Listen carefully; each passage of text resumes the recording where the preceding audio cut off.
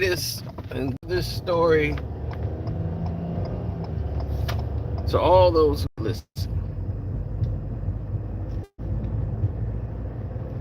It has often been said, the story always goes, the biggest mistake most people make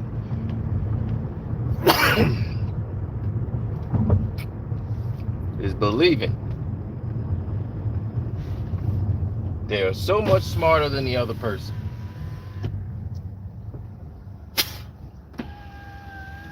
It's one of the biggest mistakes people make. Believing they're so much smarter than the other person, so they underestimate them.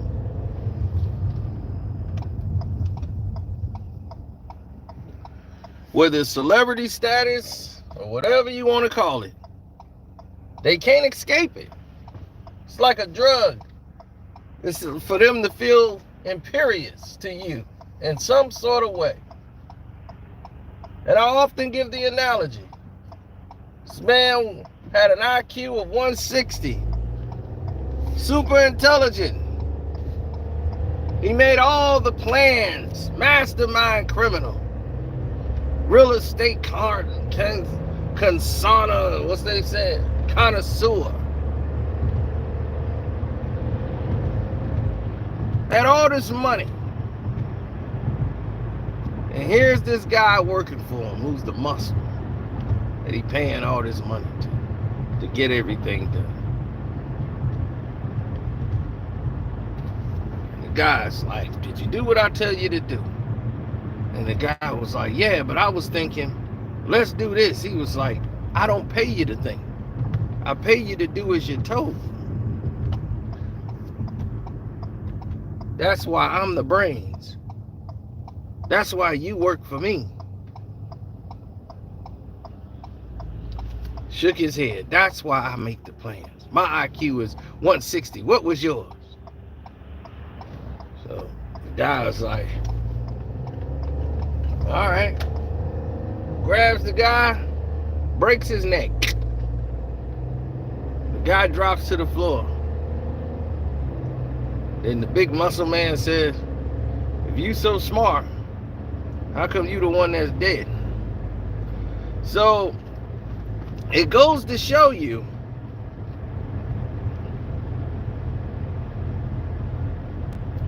you never underestimate somebody else just because you know a little more than them. So people have to take into consideration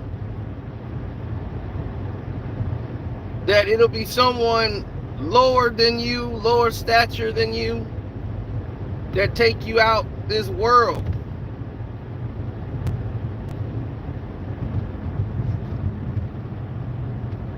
So you never underestimate anything. Anybody could be a threat. Anybody can get it. Nothing makes you safe in this world. Now you got clowns out here that claims, Sino, Kwame Brown would be doing this and that with Gil. You messed it up. You messed up his money. You made him go against LeBron James. Like, what? Kwame Brown, under my belief, is a grown man 2 times over. 2 times. I have never made that man do anything in the world. And I think by now the whole world can see nobody can make Kwame Brown do something he don't want to do. Kwame Brown do something he felt like doing. When he went viral, it's because he went viral. He didn't check with me. What would he have to check with me for? You think Kwame Brown don't know about the NBA, the sport that he played in, and he can make his own assessment on LeBron James? Matter of fact, he's nicer to LeBron than me. Way nicer than me. But he's played the game. He's played against LeBron. So, of course, in his estimation, it's going to be they're part of a fraternity So his outtake's gonna be a little different than mine, even though we might say some things that's similar. But he's gonna be a little bit probably more respectful than me.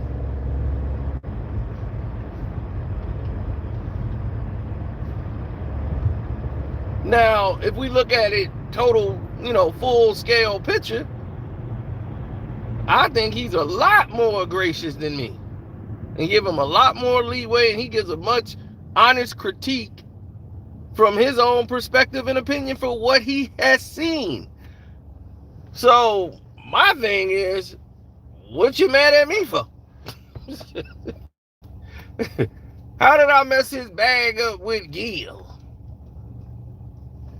If Kwame Brown wanted to work with Gilbert Arenas, that was up to Kwame Brown. He made that decision not to work with that man.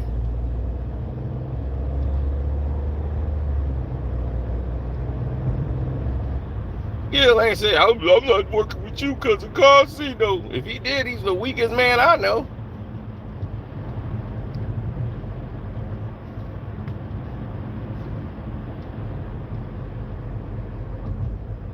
They'll be out there, that dude will be sucking sticks like a dog on circus seal. He be going down on dudes to get him to come over there. Kwame's worth everybody on that panel. You don't need Gil. As you can see, he's doing quite fine without him. You're like, yeah, but Gil got this. Gil got that. That's fine for Gil. Let Gil, whatever he get, he get. But if he want Kwame Brown on his show, he know how to get him. He know how to call him. It's up to Kwame if he want to work with him. I ain't saying, Kwame, you better not work with him. I know I wouldn't work with him or do anything with him without Kwame. And we will definitely be doing via live stream, or they had to patch me in because there ain't no way in hell. And plus, they can't afford me. Sorry, can't afford me. I'm not doing 1,000 an episode. Sorry, it's not enough for me. But I appreciate it. Appreciate the thinking of me, but no, that don't work for me.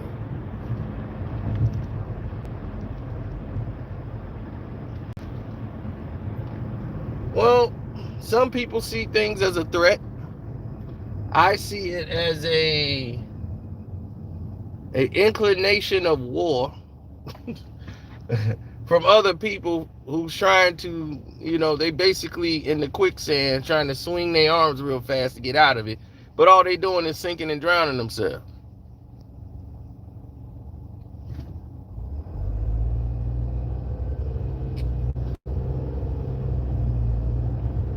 Listen, KB don't need none of these fools.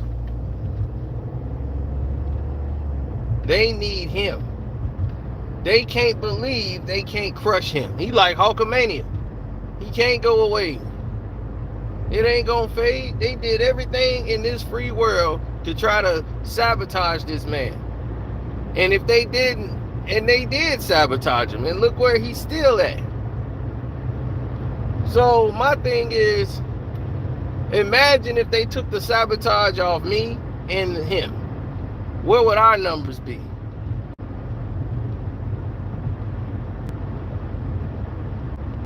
They got people over there pulling the strings to keep us binded. They got us binded and pull the strings to keep us locked down. Why? Makes no sense, does it?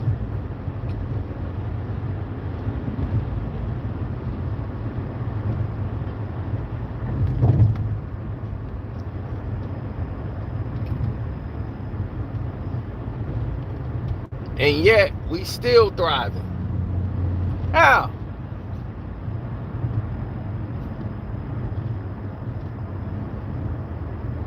Because we have other avenues.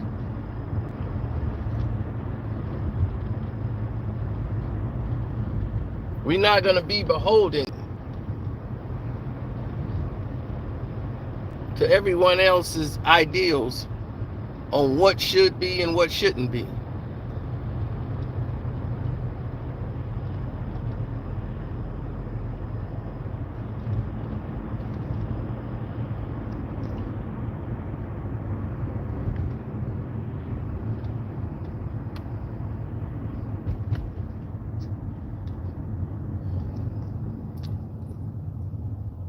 You say all Kwame Brown do is talk and argue on the internet. Well, then why do you watch him?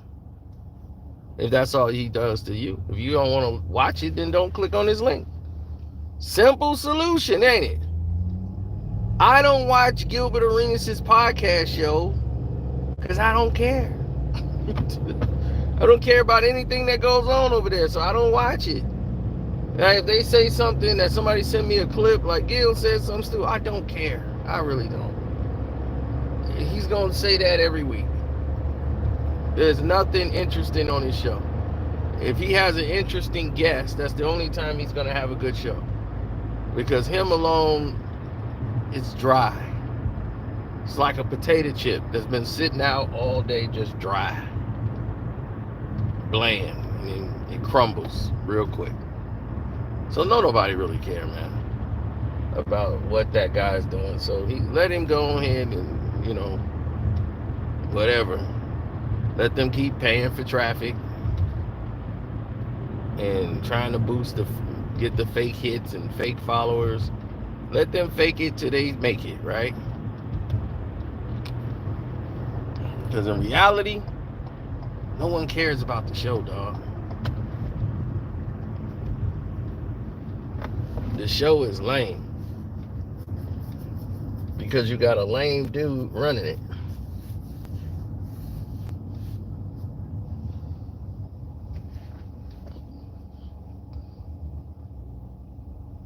And the biggest question is, why would you try to capitalize or get fame off watching other people's pockets? When has that become the play? Like, I'm serious. When has that become the move? Is that's something that's cool now? That's something people do. We gotta watch their pockets. And it's always broke people. If we broke, what are y'all? If me and Kwame Brown is broke, then what are y'all? That's the biggest thing I could ever say in this world. To anybody else out there, if we're broke, what are y'all?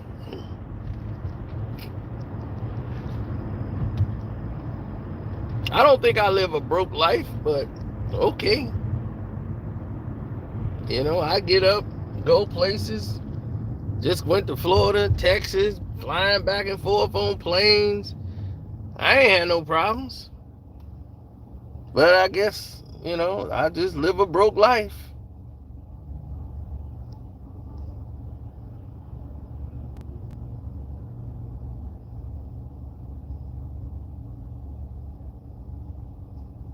Who am I sparring with on the internet? I'm not sparring with anybody.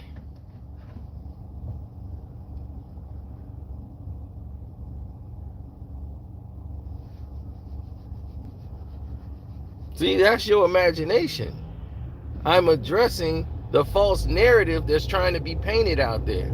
See, people love to put these false narratives on you and try to pole mouth black folks. And it just isn't true. Just because people don't do the same thing everybody else do, don't mean other people are in that same boat. And somebody's station in life don't define who they are as a person.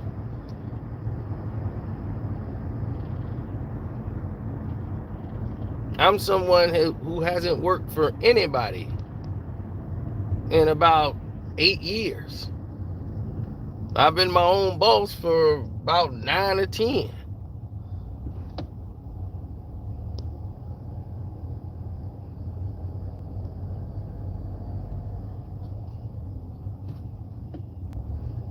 And even when I had my other business and it went down and I had to go back to work and start back up, That was just to get back to where I was before, and that's being a boss. You rebuild and you get stronger. You keep moving forward. I wasn't complacent. I refused to let that be the end of me. See, that's how I deal with situations. I don't let something like that define me. If you can understand and feel that.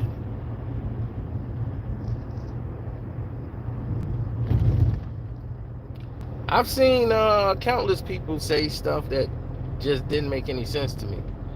I saw one person say, oh, well, since, y'all decided to go that route, I guess this is the best and only way we could do this. And I'm like, best and only way we could? What are you talking about? It's like stuff people were saying was just not making any sense. And it didn't even have a reason for not making any sense. It was like, for real? Is that what we doing? All right. So the more they started to talk, the more ridiculous things started to sound coming out of their mouths. And I started to realize that these people don't have a plan. Their whole plan is to capitalize off of you and use you as the battery. Now, all of these people get together on panels, and now the whole thing is to argue. With everybody having a problem with somebody else for basically no reason. They just want to have a discussion going just to have it. They don't have a point. They're not talking about anything that's going on in the world. Kwame Brown addressed current events. Just like myself, we give advice. We talk about our own experiences in the world. But most of these people haven't had any experiences in the world. Not in the real world. So therefore, they're spiraling. Trying to come up with ideas. Trying to come up with solutions. Trying to come up with a way to stay relevant. It's hurtful when you see it at times. It really is. And some of it is even borderline pathetic. I've seen a lot go down, and to have it go this way is definitely going to be something I deem as different. There's a lot of different tropes that's happening this year coming up in 2024 that a lot of people don't see.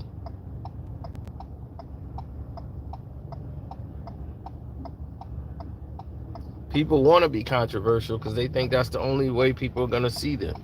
So if they're controversial, they'll say, hey, he see me, I'm controversial.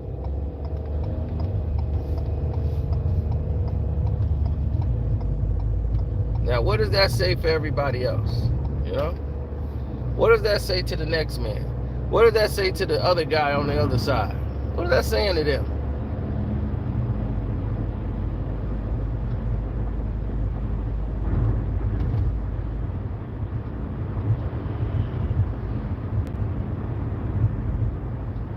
Yep, I'll never forget it.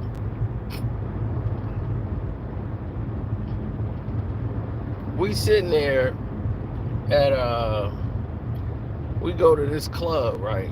And one of our homeboys, he's looking at this dude and he talking about his jewelry, talking about how he ain't got no money, just straight hating on the dude, man, just like really going after him. And I'm like, you don't even know that man. Why do you care?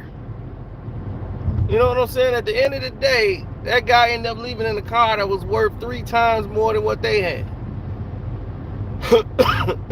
And the jewelry they was thinking was fake wasn't. And the chick that he left with was bad at 3 times better than any chick they've ever had. But they was in there calling his clothes cheap, fake jewelry, trying to be Rico Suave. But at the end of the day, he left in a way more expensive car. Drop top Infinity. and that chick he had was nice.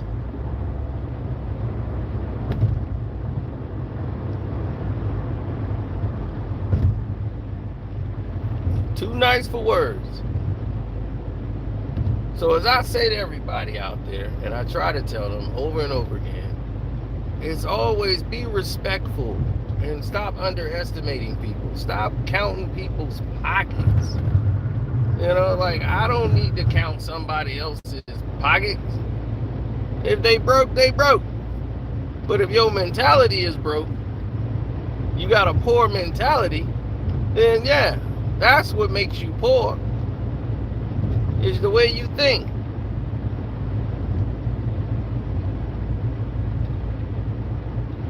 The majority of us grow up poor because of the conditions our family members grew up in. Our families grew up poor, so we grew up poor.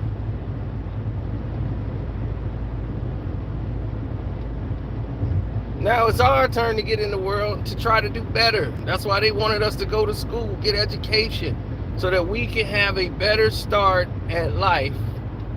Our kids and their grandkids can have a better start at life than what they had to go through.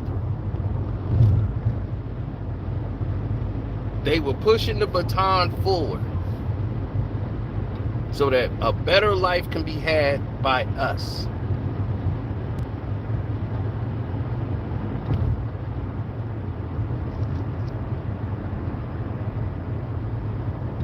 What is wrong with that? Don't you want to break the cycle?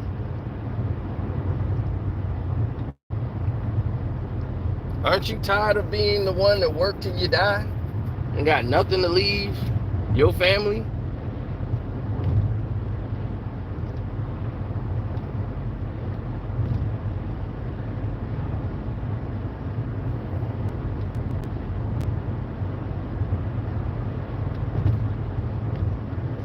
Since I was a kid, my dream was never to work for somebody for the rest of my life. That was never, ever, ever my dream.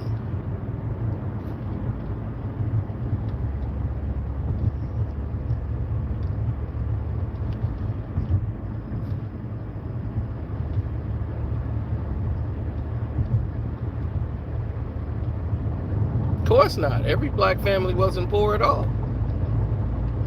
There's been a lot of rich black families who didn't come up from professional athletes. Families were doctors, and one of the sons was a junior investment banker. They grew up very rich, middle class.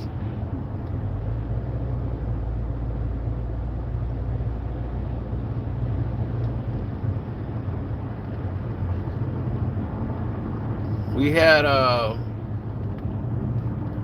Dr. McGillis, him and his wife. She was a nurse practitioner, and he was a surgical engineer.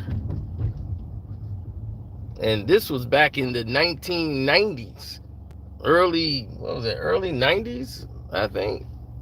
And they were rich. Like, they drove cars white people drove, like Saabs, Volvo, Saab. Like, they didn't drive cars that you seen on the road in the hood. They lived in rich white areas, like rich suburban areas. Now they the hood, but back then they were rich suburbanized areas where it was predominantly white people lived there. And so their kids grew up getting a greater education, going to school, doing good things. One of their sons ended up becoming a manager of a bank. That was the last I remember of him. The other son, he went to, did he go to, I want to say he went to Georgia Tech. But I know he did something with computer boards. He was like computer board savvy, so All of the work he was doing was on computers. So that was that.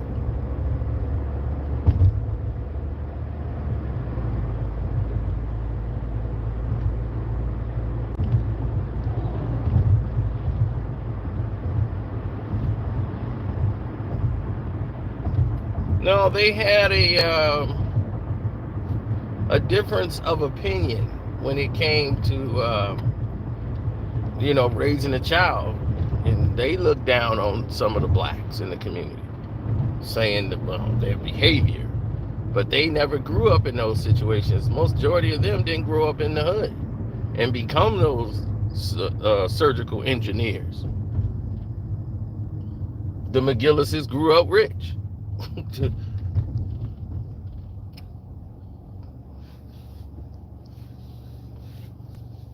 They grew up being put in a great opportunity to go to good schools. So it's all about conditioning. Yes, you can come from the poor and become wealthy and rich, but that is a harder road than most people that go through that system. You can get all A's in grammar school, get all A's in high school, and couldn't go to Harvard. They don't count where you go to school as qualifications to go into Harvard.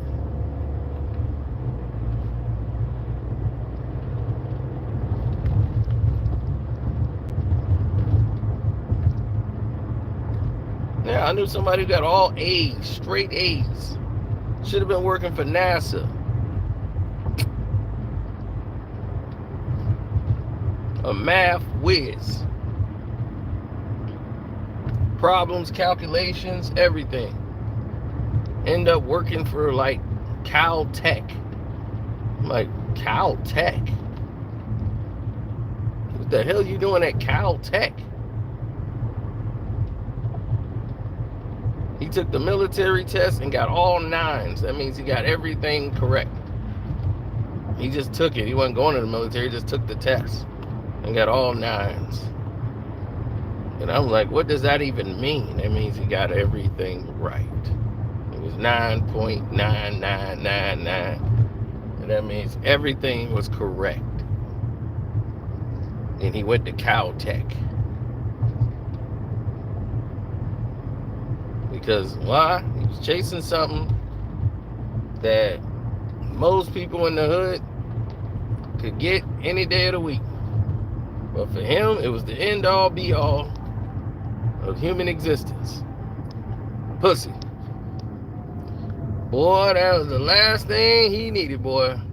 That girl knew what she was doing.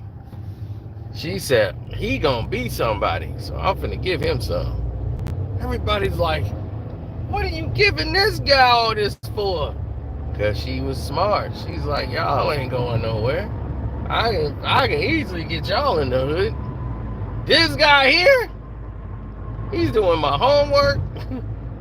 He's doing all this stuff. Oh my gosh. She's like, my grades have improved. I'm like, yeah, she's using him for the come up. And she ain't mind giving him a little slice of pie just so that she can make it.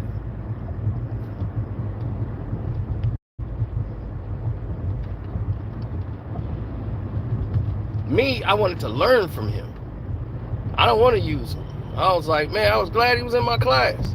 So I was like, man, dude, we finally got a class together besides lunch. I'm trying to learn from you. Because I want to be able to do this Rain Man on my own. I don't want to have to be beholden to somebody else to do it. No, I want to learn to do it myself.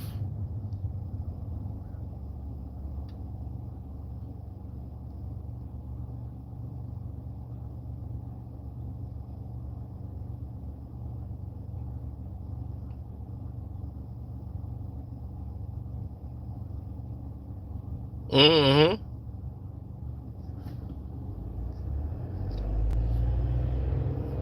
As far as I know, Kwame Brown is moving properties, building properties, got his own tractor, moving stuff. I'm like, what the? What the hell? Why are they even questioning anything with him? There's been plenty of athletes that have retired from the sport who has lost a lot of revenue, had it stolen from them. Not one of them have come out to really give you the real of what's going on. Most of them are too scared to say anything about anything. So everybody keep their mouth shut and they just play ball, and hopefully they got a relationship in the league. Somebody will throw them a lifeline. And Kwame just was like, I'm gonna be my own man. I don't need that. If they didn't want to do that, that's fine. I'm cool with people. I don't mess with nobody. I'm just doing me. I'm living my life, my best life. I go on the internet and chat with people, and he don't view himself as a celebrity or that he's in an upper echelon than anybody else. He feel like, hey, I'm a person just like somebody else. I don't think I'm bigger than you. That's just how he carry himself as a man and as a person. Same way I carry myself. It's your ways and actions that dictate how I treat you.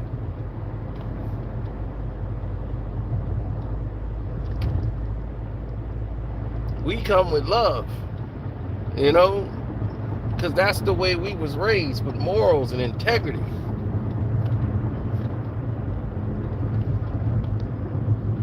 We had a standard in how we dealt with people. When we meet them, we're gracious. We don't care about what color, creed, or whatever you are. We show love and appreciate. Hey, how you doing? I don't have to agree with everything somebody else says. Where is written that everybody has to be in agreement? And the moment you have a difference of opinion than the mass, then you are automatically wrong, because the majority of people saying this.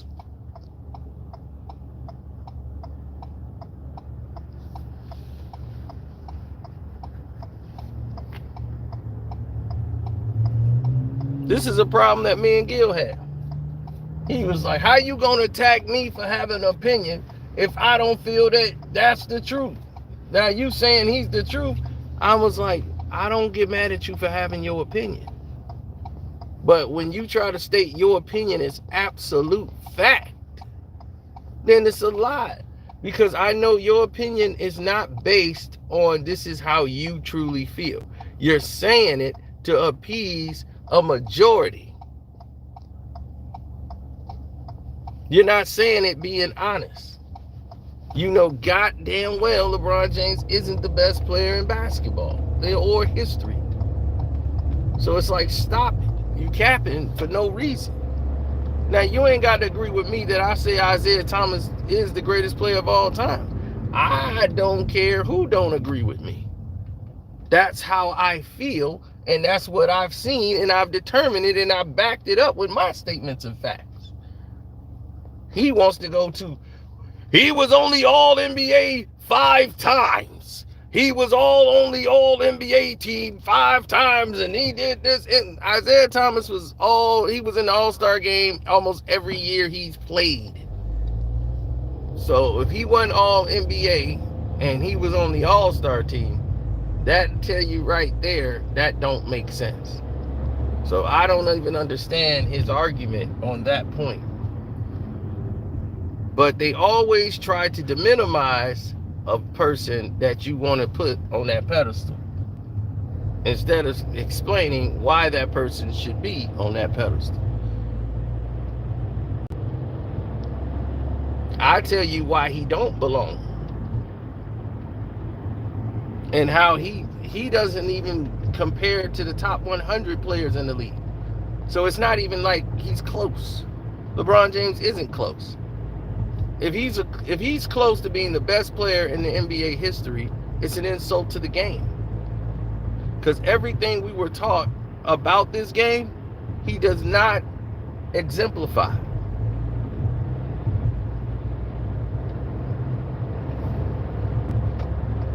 horrible leadership,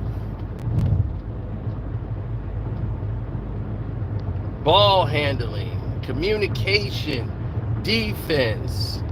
It's really the same boring set over and over again. Crying, need an advantage. He got all of these people coming over to his team, most trades in history, playing with the most players in history, most traded players. This dude has done everything to make the game look horrible. And he wants every favor and every call to go his way.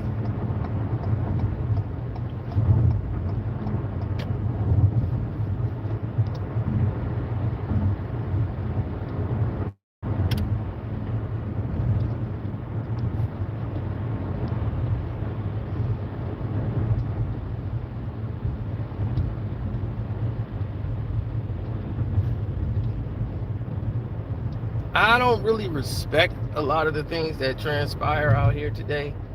I've seen it, I've seen a lot of people do things, and it's hard for me to wrap my head around a lot of this stuff.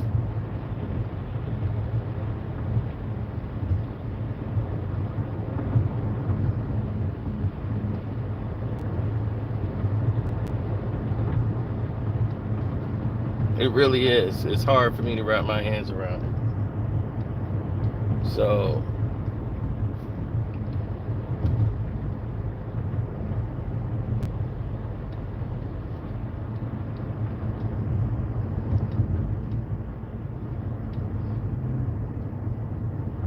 that's just the way I feel, man.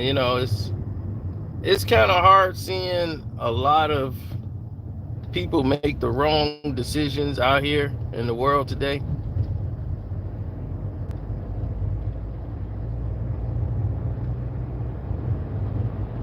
And that they don't want to mature.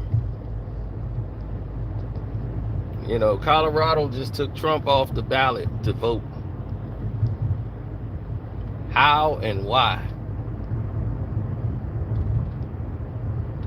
The country is on a pedestal that's sliding down to what we call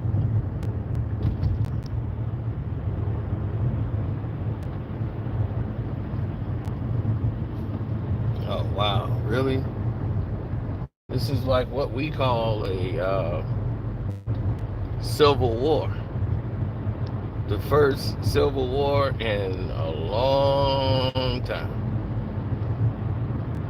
And when you start seeing civil war break out, you're going to start seeing the examples of what's left, remnants of the past and what used to be, great times and worst times crashing in together.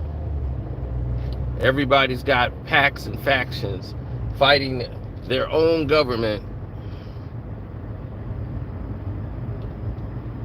and all of this warring on U.S. soil.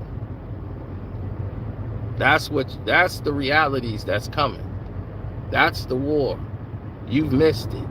They're keeping you blinded by illusions and keeping you focused on nonsense. Why this thing is coming. We're coming to that. These people want to rise up and fight. And they're going to want to try to take over. And you're going to have people having a mutiny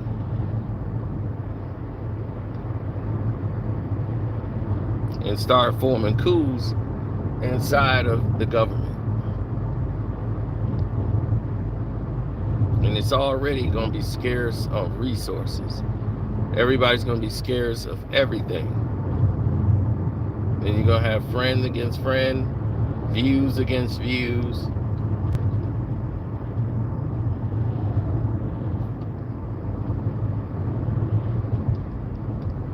Water and medicine will be the top things that people are going to need and can't get.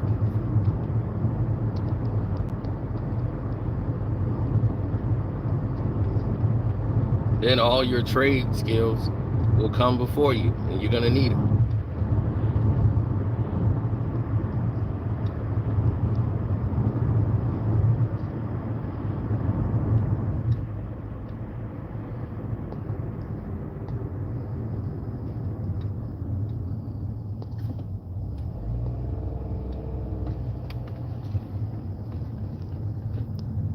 That's the question I always ask people. Is it worth it?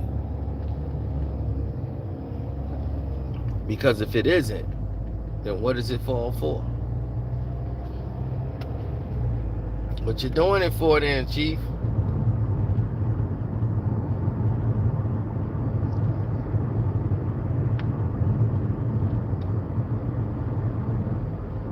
I don't know. I never went back into that Walmart. I didn't look to find out. I got the hell up out of there. I had just came home from Florida and all hell broke loose. I had my cart loaded.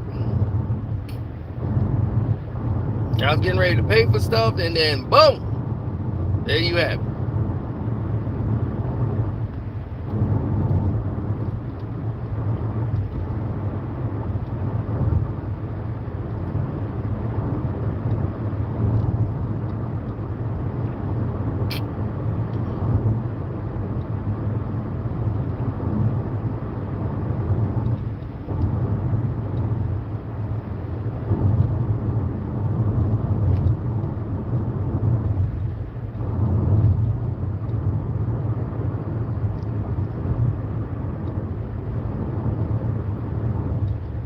Yeah, well, they don't want to talk about what's real.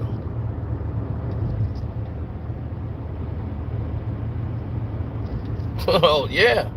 They finna put it on your driver's license now. They gonna read your driver's license plate and pull up your criminal history, everything.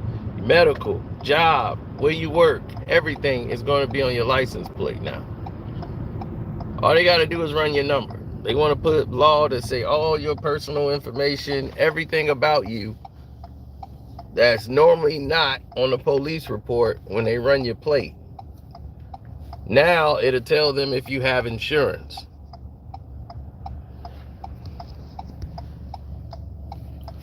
So this will eliminate the fake insurance scam that people were doing out here. Now you got people going around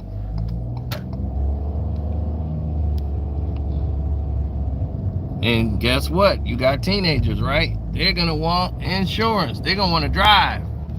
But you got to put them on your insurance. Because by themselves, it's harder. Hell, some people even charge $400 a month.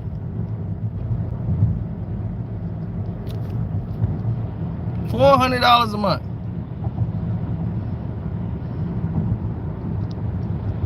That's just way too expensive for a young person, but that's how they say, hey, they're more at risk.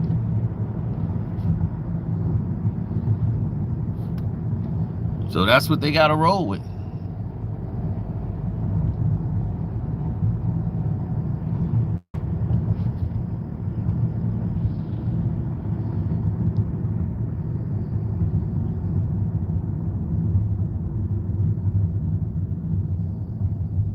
Don't matter a record. Now, before that used to be illegal for them to do that. They would call it racial profiling. I was racially profiled even until I got rid of my car. I had a Dodge with 10-inch rims, a Dodge Shadow with 10-inch rims on it. And that was enough to make them say, oh, F that. We got to go all in. As y'all already know, it's my bedtime. So I'm trying to get back to the crib after I'm doing this late Christmas shopping, doing my holiday shopping. Yeah, it is what it is.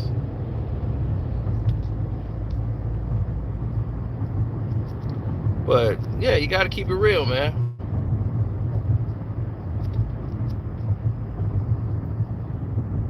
Got to keep it real. There's a lot of people that were starting their own business. We had somebody that was on here before who I helped get a job on my Patreon. They came in there and got involved.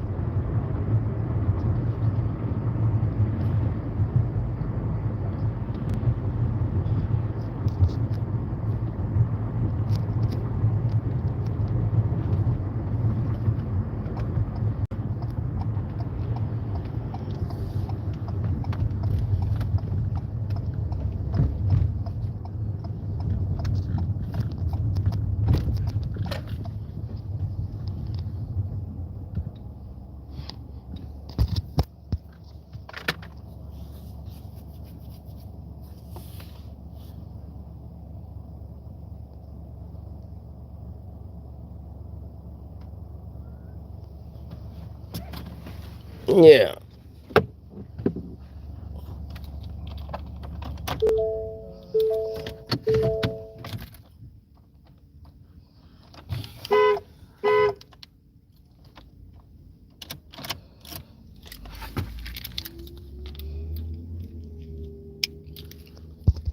Yeah, when people understand what it really means to be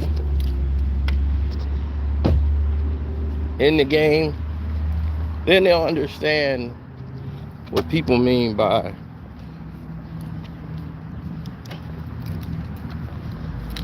what's worth it and what isn't. Because when you have something to do and you focused on it, you ain't got time for the nonsense. And that's what we try to promote to everybody countless times. Like, man, like this is where I leave you.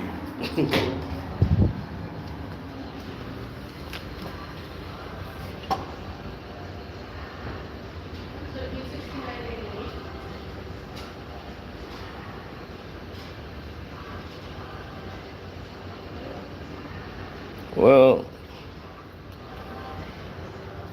yeah, a lot of it is it's a little different. Hey, how you doing? But the attitude stays the same. So, you know, people's modes change, or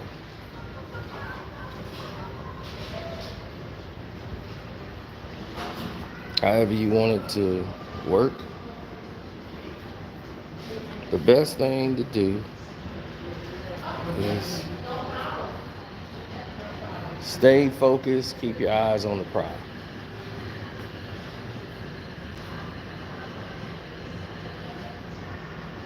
So,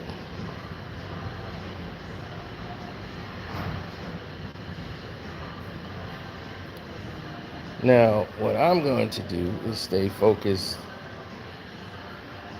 on the context and give you good content. So shouts out to Kwame Brown, Boss Life, Damn D.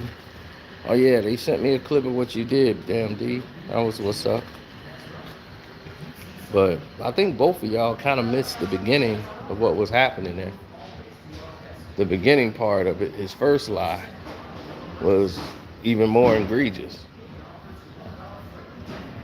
But still, appreciate the love and support, though.